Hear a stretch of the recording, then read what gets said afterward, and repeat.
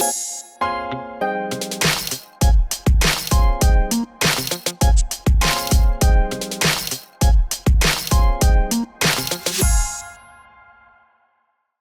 14차시입니다. 14차시는 국가장기요양보험의 등급을 결정하는 진단 기준을 좀 알아보고요. 등급별 비용 예시를 통해서 우리가 건강보장은 어느 정도 보장을 준비하고 있어야 될지 팁을 좀 얻는 시간이 되겠습니다. 자, 먼저 국가장기요양보험을 아셔야죠. 국가장기요양보험은 장기간병보험 뭐 이렇게 얘기도 하는데 정확한 용어는 장기요양보험 이렇게 되겠습니다. 노인장기요양보험인데 노인이 들어갔잖아요. 노인은 일상생활을 혼자서 못하시죠. 그래서 일상생활을 혼자서 수행하기 어려운 노인성 질환을 가지고 계신 분들한테 일상생활을 지원하는 그런 서비스를 제공하는 보험이 장기요양보험이 되겠습니다. 급여 대상은 65세 이상이면서 질병 또는 질병이 아니셔도 일상생활이 어려우신 분들이 있어요. 지금 보시면 우리나라 장례식장 가서 보시면 90세, 100세 할머니, 할아버지들 계시거든요. 90세가 넘으셨어요. 그러면 질병이 없으셔도 일상생활 어려우시잖아요. 그분들 대상이 될 수 있죠. 또 90세 넘으신 분들이 질병이 하나도 없다? 좀 그건 어렵잖아요. 그래서 나이가 많으셔서 노인성 질환에 걸려서 일상생활이 어려우신 분들이 해당이 된다. 그런데 65세 아니라도 64세 아니라도 노인성 질병에 걸리실 수 있죠. 치매나 중풍, 파킨슨 같은 노인성 질병을 걸린 65세 미만 이런 분들이 6개월 이상 장기간 일상생활을 못 하시는 분들, 만약에 65세 미만에서 60세 분이 중풍에 걸렸어요. 그런데 완벽하게 회복이 되는 분들이 있죠. 그런 분들은 해당이 안 된다는 거죠. 그래서 6개월 이상 일상생활을 수행하기 어려워서 장기요양 서비스가 필요하다고 인정되는 자, 누가 인정을 하냐면 공단에서 국가건강보험공단에서 인정을 합니다. 그래서 신청하고 인정을 받아서 이용을 하시게 되는 그런 프로세스가 되겠죠. 자, 그러면 이제 오늘 등급 얘기하기로 했는데 등급과 급여에 대해서 좀 알아볼게요. 급여는 어떤 혜택을 받을 수 있는지입니다. 자, 등급이 1등급부터 5등급, 그 다음에 인지지원 등급이 있습니다. 자, 점수화 시켰는데요. 1등급은 95점 이상, 2등급은 75점 이상입니다. 그러니 여기서 우리 장기요양 등급에서 점수는 높을수록 환자 상태는 안 좋고 등급은 1등급에 해당한다. 이렇게 보게 되겠습니다. 자, 1등급은 전적인 도움입니다. 혼자서는 절대로 못 사시는 거예요. 식사도 혼자 못 하시는 거예요. 그게 1등급입니다. 2등급은 상당한 도움이죠. 상당한 도움이니까 휠체어 혼자서 못 내려가십니다. 휠체어 혼자서 못 움직이십니다. 그러니까 휠체어는 탈 수 있지만 혼자서는 바깥 출입 못 하시는 경우다. 이렇게 보시면 되겠습니다. 3등급은 부분적 도움이고 4등급은 일정 부분 도움입니다. 그래서 중풍 환자가 못 걸으세요. 못 걸으세요. 지팡이를 짚고 못 걸으세요. 고도 못 걸으세요. 또는 지팡이를 짚어야만 걸으세요. 그러면 4등급에 해당하실 수도 있어요. 제가 딱 떨어지게 말씀드리기 어려운 거는 뒤에 가서 보시면 그걸 산정하는 게 너무너무 많거든요. 그래서 예시를 들 뿐이지만 제가 말씀드린 게 지팡이를 짚고 못 걸으시면 4등급이요. 이거는 딱 떨어지는 얘기는 아니다라고 이해 좀 해주시면 좋겠습니다. 자, 5등급 인지지원 등급은 치매 환자에 한한 겁니다. 그래서 치매 환자는 인지지원 등급부터 시작하고요. 치매가 아니다. 치매가 아니고 혼자 일상생활을 못한다. 그러면 4등급부터 시작하신다. 이렇게 보시면 됩니다. 자, 이런 등급별로 어떤 혜택을 받을 수 있냐면 1등급, 2등급은 시설에 입소하실 수 있습니다. 그런데 가끔 보면 우리 엄마 절대로 요양원은 못 보내요. 그러신 분들 있잖아요. 그러면 재가를 신청할 수 있습니다. 집으로 와서 도와주세요. 그래서 1등급, 2등급은 기본은 시설이지만 재가를 선택하실 수도 있다라는 얘기입니다. 3등급, 4등급, 5등급은 기본은 재가입니다. 집으로 와서 도와주거나 아니면 낮 시간은 그 요양원에 가셔서 생활하시는 거죠. 그런데 예외적으로 시설에 가야 되실 분들이 있어요. 혼자 사신다거나 아니면 두 노인네만 사시는데 도와줄 가족들은 저 멀리 사신다. 이렇게 예외적으로 시설에 가시는 분들은 공단에서 인정을 또 허가를 받아야 되는 겁니다. 그래서 3, 4, 5등급은 재가가 기본이고 시설로 가시려면 인정을 받아야 된다라는 겁니다. 인지지원 등급은 시설에 못 가세요. 이분들은 치매 중에서도 경미한 치매거든요. 그래서 재가 중에서 보호만 받을 수 있습니다. 그건 뭐냐면 집으로 안 오세요. 집으로 안 오시고 인지 지원과 관련된 그 프로그램에 참여하시는 노치원에 가시는 정도만, 노치원이라 하면 나타임만 도와주시는 그쪽, 그래서 유치원 대비해서 저희가 노치원 얘기하는데 노치원에만 가시는 겁니다. 우리 공제회에서 보장은 5등급부터 1등급까지만 합니다. 인지 지원 등급은 보장하지 않는다. 그거는 좀 이해해 주세요. 자, 판정 절차입니다. 장기 요양 등급을 이제 우리 부모님이 이제 혜택을 받아야겠어요. 이용을 해야겠어요. 그러면 신청을 합니다. 신청을 하면 방문 조사가 나와. 이 개인이, 이 신청하신 대상자가 혼자 활동을 못 하셔서, 혼자 생활을 못 하셔서 신청하신 거잖아요. 그러니까 이분을 모시고 어디로 오라 가라, 이거는 말이 안 되는 거죠. 그래서 조사하실 분이 대상자가 있는 그곳으로 오십니다. 집이나 병원으로 오시죠. 그러면 52개 항목을 조사를 하십니다. 조사를 하는데 객관적으로 조사하기 위해서 다 점수화시켰습니다. 점수화시키면 그 점수를 가지고 등급 판정위원회가 열립니다. 위원회가 열리면 그 점수하고 의사가 이 사람이 어떻다는 의사소견, 진료하는 의사가 있을 거 아닙니까? 의사소견과 같이 봅니다. 같이 봐서 등급에 해당하면 등급 인정, 1등급에서 5등급까지. 그러면 등급이 안 된다, 이분은 혜택을 받을 수 없다, 이용하실 수 없다, 그러면 인정 왜? 이렇게 되는 거죠. 자, 그러면 우리가 점수 산정, 지금 점수를 좀 앞에서 얘기했는데 점수가 굉장히 중요하다고 이렇게 얘기해서 그 점수 산정하는 프로세스를 한번 보시면 1단계는 52개 항목을 조사합니다. 조사하고 2단계는 영역이 있어요. 그 영역별로 점수를 썸을 합니다. 썸을 하는데 그거가 점수가 어떤 거는 100점, 어떤 거는 5점 뭐 이럴 수 있잖아요. 그래서 환산합니다. 3단계에서는 환산하고 여기까지 해놓은 다음에 52개 항목을 얼기설기 다시 엮습니다. 다시 엮어서 8개 서비스군으로 다시 점수를 환산합니다.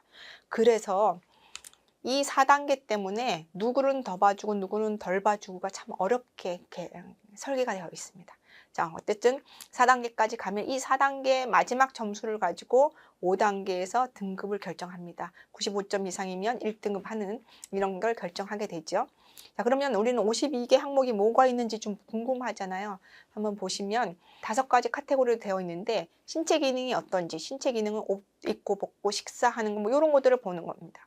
완전히 다 혼자서 할 수 있으면 각 1점씩, 완전히 하나도 할 수 없으면 3점. 그러니까 신체 기능이 하나도 안 돼요. 그러면 점수는 36점 이렇게 되는 거죠. 인지 기능은 아는 기억이죠. 단기 기억장애, 날짜, 장소, 여기 어디예요? 지금 며칠이죠? 뭐 이런 걸 묻는 거죠. 그게 하나도 안 되면 증상이 있는 거죠. 그러니까 1점이고 그걸 다 알면 0점입니다. 그러니까 인지 지원, 인지 기능에서 7가지 중에 하나도 안 돼요. 이 기능이 하나도 안 돼서 증상이 있어요. 그러면 인지 기능은 7점이 가장 안 좋은 거죠. 행동 변화는 14가지 항목이 있네요. 망각, 환각 뭐 이런 것들이 있고요. 그 다음에 행동이니까요. 뭐 서성거리는 거나 안절부절하거나 뭐 밖에 나간다거나 뭐 이런 것들이 있죠. 그래서 행동 변화도 좀 보시면 치매와 관련된 게 좀 연관이 되어 있다라는 거 볼 수 있어요.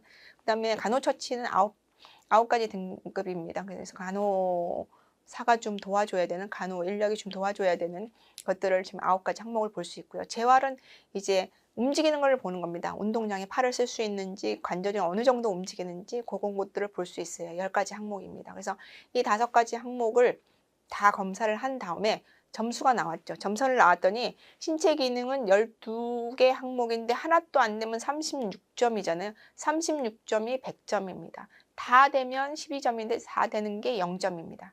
그러니까 지금 인지 기능, 행동 변화, 간호처치 전부 다 점수가 다르잖아요. 그러니까 이걸 환산합니다. 100점과 0점에서 다 환산해요.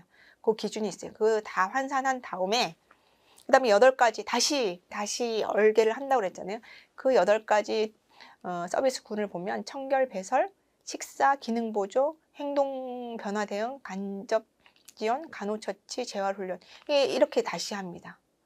청결을 보시면 이 청결을 가지고 뭐는 되는지 안 되지, 또 그 안에서 또 되는지 안 되지, 그거에 따라서 각 점수를 놔요.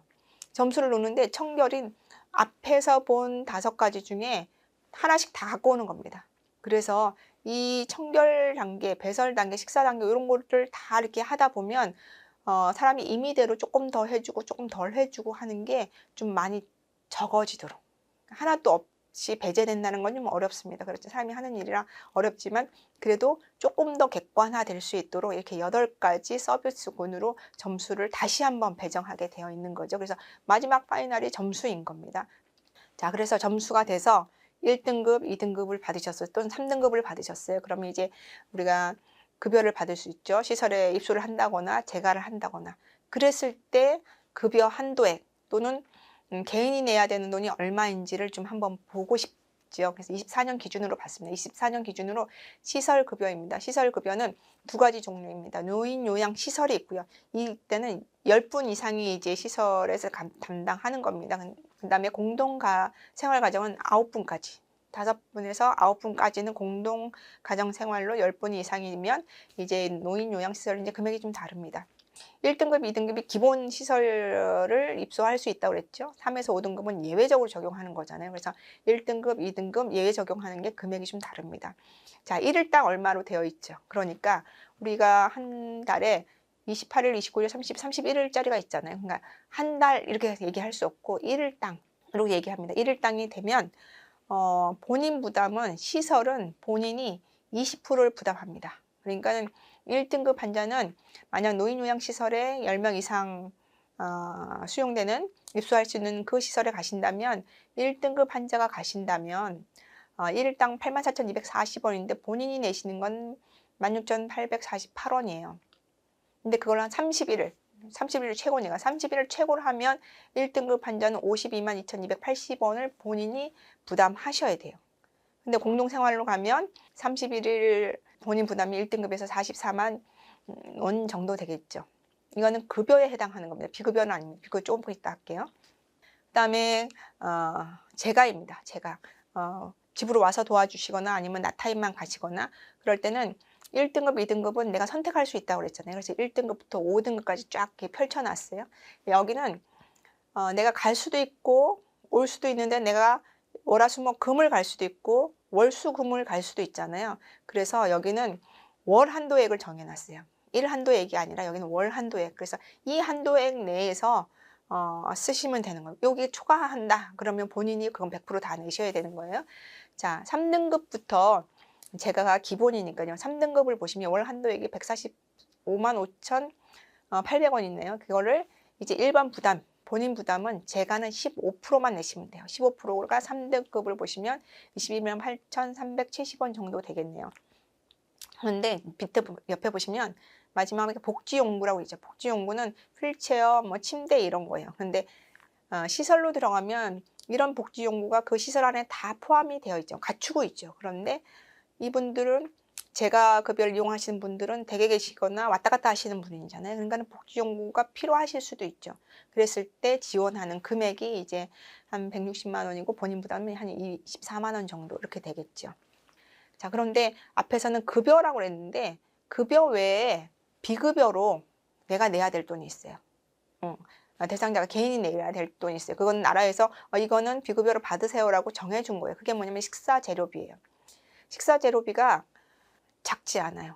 우리가 지금 점심에 나가서 식사하시는데 한 10,000원 이상 내시잖아요. 그런데 그게 다 식사 재료비는 아니고 인건비도 포함되어 있고 뭐 시설비도 포함되어 있고 관리비도 포함되어 있는데 식사 재료, 배춧값만, 쌀값만 내시는 거죠. 그래서 지금 시가가 한 3,000~4,000 원 되어 있는 것 같아요. 또 간식도 여기 식사 재료비에 포함돼요.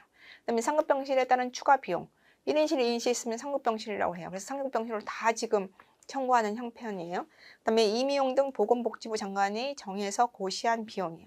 할머니, 할아버지 들어가 계시면 시설에, 지금 시설입니다. 시설 같은 데 들어가 계시면 머리카락이 자라시잖아요.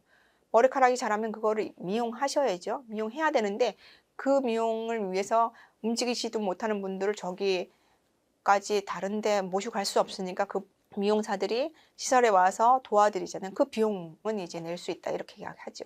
근데 비용을 요구하거나 제공을 요구해서는 안 되는, 그러니까는 시설에서 받아서도 안 되고 또는 대상자가 나 이거 해주세요를 요구해서도 안 되는 겁니다. 그건 뭐냐면 수급자 가족을 위한 행위입니다. 할머니가 멀쩡하실 때는 손녀를 등하원을 시켜주셨어요. 그런데 혼자 생활 못하셔서 시설이거나 재가를 하시니까 이 손녀가 혼자 딸랑 남았잖아요. 그러니까 "내가 못하는 등하원, 우리 손녀 등하원을 좀 시켜주세요."라고 요양보호사한테 해서는 안 된다, 이런 얘기죠. 수급자 또는 그 가족의 생업을 지원하는 행위. 내가 멀쩡할 때는 간의 수공업인 우리 집 양말 만들었는데 양말 그거 좀 내가 뭐 해 줬는데 내가 그거 못하니 내가 하던 그 일을 대신 좀 요양보호사가 해 주세요. 그거 안 된다는 거죠. 그 밖에 일반 수급자의 일상생활에 지장이 없는 해. 이게 뭐냐면 내가 하루 종일 집에 있으니까 너무너무 우울해요. 저기 노치원 가는 것도 좀 그래요. 그러니까 나를 데리고 여행 좀 가주세요. 일상생활이 아니죠, 여행은. 그래서 그런 거는 안 된다, 이런 얘기를 하는 거죠. 자, 보장을 이제 얘기해 봅시다. 자, 우리 65세 인구가 증가하고 출산이 안 되는 고령사회에 접어들었어요, 우리나라는. 고령사회는 65세 이상 인구가 20% 이상이면 초고령이라고 하는데 지금 고령을 넘어서 초고령을 가고 있는 게 우리나라거든요. 그런데 자녀는 없어요. 그러니까는 오래 살아요. 오래 살았을 때 나이가 드시면 어쩔 수 없이 누군가의 도움을 받아야 되는, 누군가의 도움을 받을 가족은 없어요. 그러면 장기요양의 보험에 이용할 수밖에 없는 그런 상황이죠. 그랬을 때 비용이 앞에서 보시는 것처럼 들어요.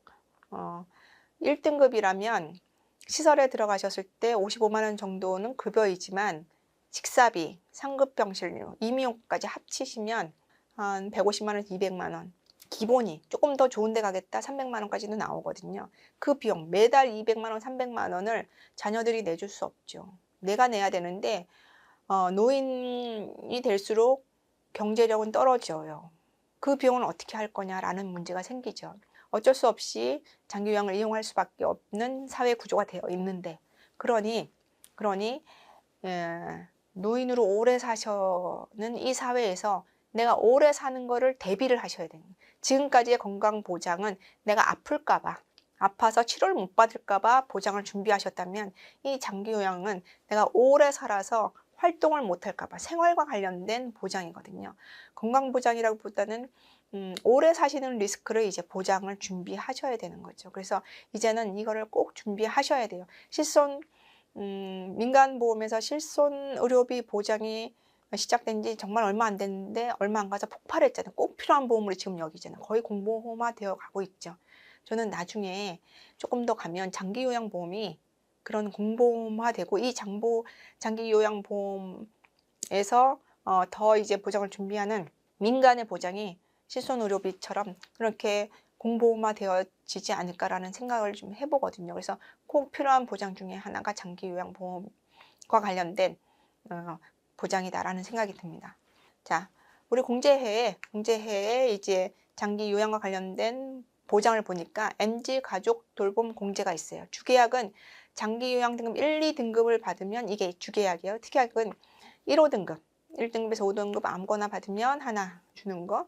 근데 요 장기요양 1등급, 2등급, 1등급, 5등급 여기는 최초 1회만 주고 장기요양 등급을 받아서 재가시설을 이용하는, 그러니까 진단만 받고 이용 안 하시는 게 아니라 진단받고 무엇이라도 이용을 하시면 등급 판정 받은 날로부터 10년 이내에는 이용하실 수 있어요. 이 10년이 굉장히 중요하거든요. 그래서 혼자 생활하셔서 다른 사람의 도움을 받는 게 10년이라고 하시면 보통의 통계가 10년 정도 사신다고 그래요. 10년 정도 이용을 하시는 걸 이제 구성을 하고 있는데 저희 외할머니가 얼마 전에 100세 사시고 돌아가셨거든요. 100세까지 혼자 사셨어요. 저희 외할아버지 환갑 전에 돌아가셨어요. 그러니까 혼자서 이제 남은 자녀들을 다 이제 키우시고 출가시키시고 혼자 사셨는데 100세까지 혼자 사셨어요. 그러니까는 자녀들이 같이 살자라고 많이 제안을 했죠. 그랬더니 싫다, 난 혼자 홀로서기 하겠다, 혼자 사셨어요. 그랬더니 이게 필요한 거예요. 장기요양 보험 이용을 하신 거예요. 안 하실 수 없어요. 100세 정도 되면 걸음걸이 이상해지세요. 안 아픈 데는 없으세요. 근데 뭐 고혈압 당뇨는 없었어요. 없지만 골다공증 때문에 압박골절, 허리 압박골절 정도, 무릎 관절 괜찮으셨어요. 근데 이제 압박골절이니까 허리가 이렇게 굽으셨죠. 그래도 혼자 아픈 데는 없지만 혼자 식사, 혼자 청소 빨래는 좀 어려우셨던 거죠. 그래서 이제 도움을 받으셨죠. 그 기간이 한 8년 정도 되더라고요. 그러니까 90세까지 혼자 사신 거죠. 우리 할머니 같으신 분들이 이제는 많이 나올 거라고 생각을 해요. 10년 정도 보장을 준비하셔서 끝까지 자녀에게 부담을 주지 않는 게 또 우리의 소망 중에 하나잖아요. 그래서 자녀에게 부담을 주지 않도록 혼자 생활할 수 있는 그 마지막이 이 장기 요양 국가의 보장을 대비한 준비가 되지 않을까라는 생각이 듭니다. 우리 가족 돌봄 공제를 보니까 장기 요양 등급 1, 2등급과 1호 등급 이렇게 받았을 때 최초 1회 한으로 이제 지급하는 게 있고 1등급, 2등급을 받거나 1호 등급을 받았을 때 재가나 시설을 이용하시면 이제 10년 도움을 받으시는데, 만약에 우리가 5등급을 받았어요. 5등급을 받았다면 1호 등급에 재가 시설 지원 특약으로 이제 받게 되겠죠. 그렇다면 1위 등급의 재가 시설 특약은 받지 못하는 거죠. 근데 5등급 대상자가 더 나이가 들어가면서 등급이 위에 올라갈 수 있잖아요. 그래서 5등급은 치매 환자입니다. 치매 환자가 조금 더 안 좋아져서 3등급이 됐어요. 그러면 그건 재가죠. 1호 등급에 해당하는 거죠. 근데 그분이 더 진행이 됐어요. 2등급에 갔어요. 그러면 2등급, 1, 2등급에 재가 시설 특약을 받을 수 있잖아요. 그러면 2등급이 되면 1, 2등급에서도 받고 1호 등급에서도 받고, 2등급이면 시설로 가셔야 되는데 시설에 대한 비용이 더 컸죠. 왜냐면 시설로 가시면 식사와 관련된 비용, 그다음에 상급 병실과 관련된 비용이 더 추가가 되거든요. 그래서 1, 2등급을 따로 해서 되어 있는 거는 그런 별도의 비용들이 더 많이 들기 때문에 1, 2등급을 해놓고 1호 등급, 그래서 2등급 되면 1, 2등급, 1호 등급을 같이 받을 수 있으니까 그 비용이 커지는 거잖아요. 그래서 1, 2등급에 해당하는 금액이 더 많이 들기 때문에 이 두 개를 같이 받을 수 있도록 구성을 한 것 같아요. 그래서 이렇게 잘 짜여진 일회성도 중요하지만 10년을 보장받을 수 있는, 최대 10년을 보장받을 수 있는 이런 보장들도 꼭 준비를 권유하시기를 바라겠습니다. 자, 우리 장기요양 재가 시설 특약의 지급 방식 중에서 제가 이거 정말 좋다라고 하는 것들을 이제 하는 것 하나를 좀 말씀드리려면, 공제 기간이 만기간이 2043년 8월까지예요. 8월까지인데 등급 절차는 40년 6월. 그러니까 3년밖에 안 남았잖아요. 그런데 보장은 지금 10년 해준다고 그랬잖아요. 그럼 3년만 할 것이냐, 10년을 해줄 것이냐의 문제잖아요. 근데 우리 공제에서는 10년을 해준대요. 그러니까 공제 만료 기간 전에만 판정을 받으시면 10년은 만기와 상관없이 보장을 한다는 거죠. 너무 대박이시죠. 그래서 우리가 이렇게 좋은 보장들이 꼼꼼하게 되어 있을 때 빨리 보장을 준비하시는 게 노후를 조금이라도 안전하게 생활하실 수 있는 방법이 아닐까라는 생각이 듭니다.